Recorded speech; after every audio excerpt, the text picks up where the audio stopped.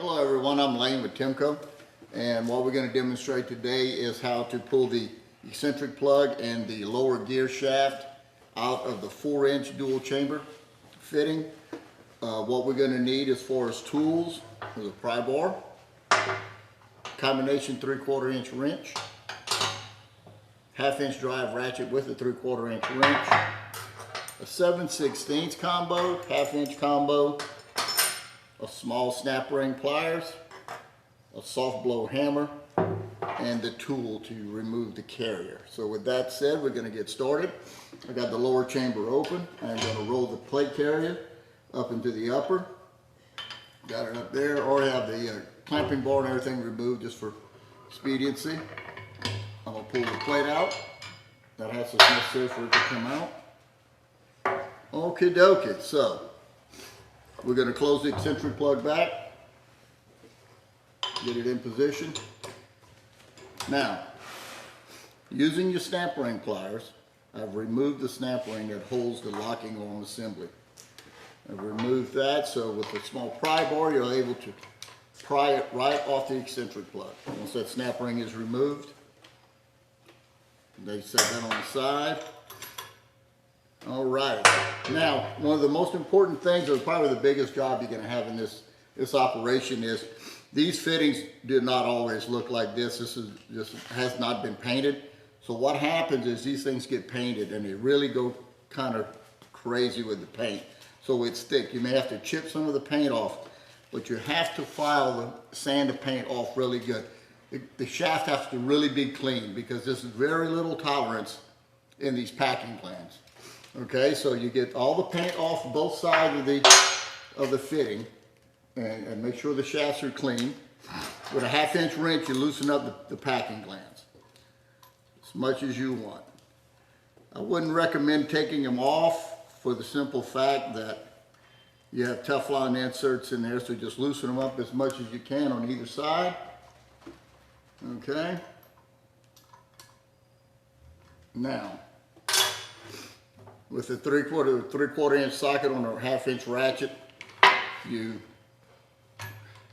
loosen the end caps, bolts. That's 4 of them, like that. I've already, as you can tell, I've done that before. I'll do it on both sides. Completely remove the bolts. Take them all the way out of the through shaft.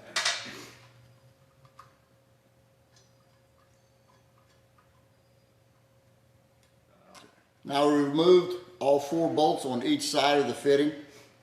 Now using the soft blow hammer, you go to either side of the fitting, it really doesn't matter. I'll do it because I'm right-handed. And you strike the shafts. Watch it, if you can see it here, the end cap was loosened up out of the fitting. And you remove the end cap. Put it on the side. And you can see, if you can notice, the Teflon still inside there for the through shafts. And by striking it this way, I was able to take the other end cap off.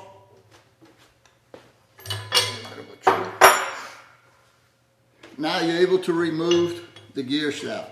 The way to do that is you take the eccentric plug and move it to the front of the fitting. I'm going to come out this side so you can see. And now I'm able to remove the shaft. And now with that removed, I can take the eccentric plug out. Just that simple. Now with the eccentric plug out, the reason we was taking it out is because the Teflon needs to be replaced. So with a 1/8 inch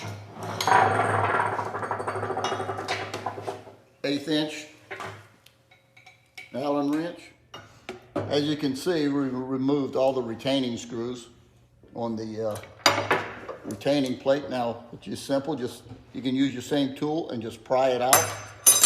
You're taking the retaining plate out. You dig out the Teflon seal. Easier said than done sometimes. There she comes. Now, and you would replace this right here. Simple. Just repeat it.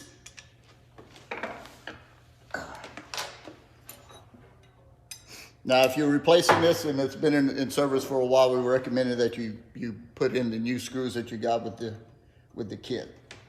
So right now I'm gonna put all these back together. As you can see, we replaced all the retaining bolts in the plate, and we have a new Teflon in our eccentric plug. Now, it is very important, this plug can only go in this fitting one way. And I'm gonna see if you can see it. We have a stamp on the eccentric plug that says up. It's stamped right there. It's right on the middle and on the top. So that being up, that means up to the upper top of the chamber. This, okay, so I'm gonna insert it with the stamp up.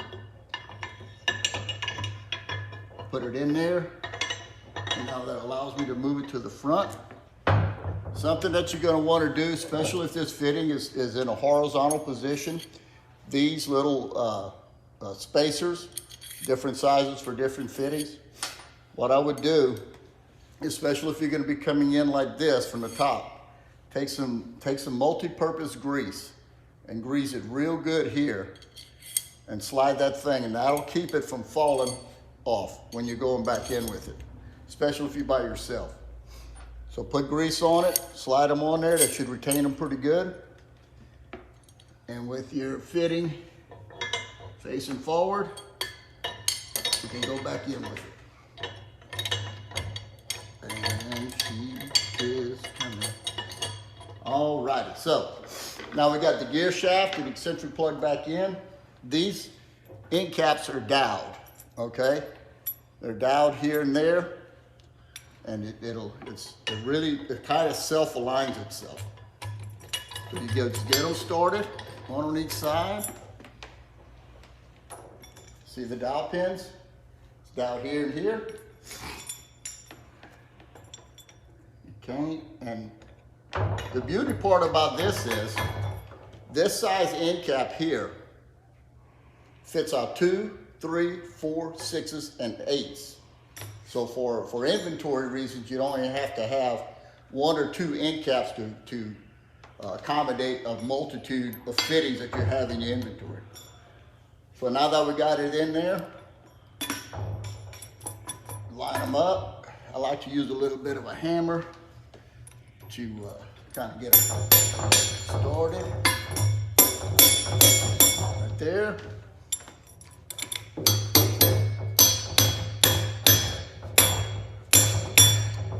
Alrighty, now we reinstall the eccentric plug and our gear shaft, and we put both of the end caps on. We tightened all the bolts on the side without the locking arm indicator, and we left one bolt loose on the orientation plate.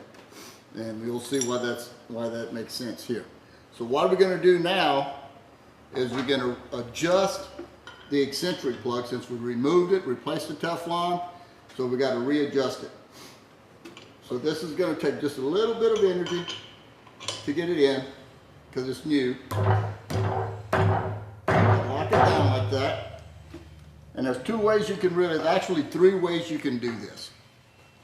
You can put a level on the fitting itself, and then go to the eccentric plug and put it on the flat side of the plug and make sure they match. That know your top dead center. Or 2, you can look and make sure those 6 screws that were inside on the retaining plate are dead center of the fitting, looking inward with a flashlight. And one of the 3rd rules of thumb is square. You see a square flat side here and a square here, so these 2 match. So with that said, you know your eccentric plug's at top dead center and your fitting is sealed off. So now that we have that, we'll reinstall our locking arm. And now that I know it's right in place, I'm going to tighten down the bottom screw just so I know my orientation plate is secure and not going to move on me. All you need to do is 1 for right now. So good, you're good there. So you know you're good and tight, your orientation plate's good, you're locked in. So now you have to actually push this in just a tad to install the snap ring. Now you're good to go. Now, still one more step. Unlock the arm and open the valve back up. So you still got a few more things to do. You got to tighten the bolt. That's the last bolt on the end cap that is attached to the orientation arm. Now you finish and you tighten up your orientation plate and give it one more go. Checker. And hi-ya, she's in. You're good to go. She's locked, open, dead center. Now you can install your plate.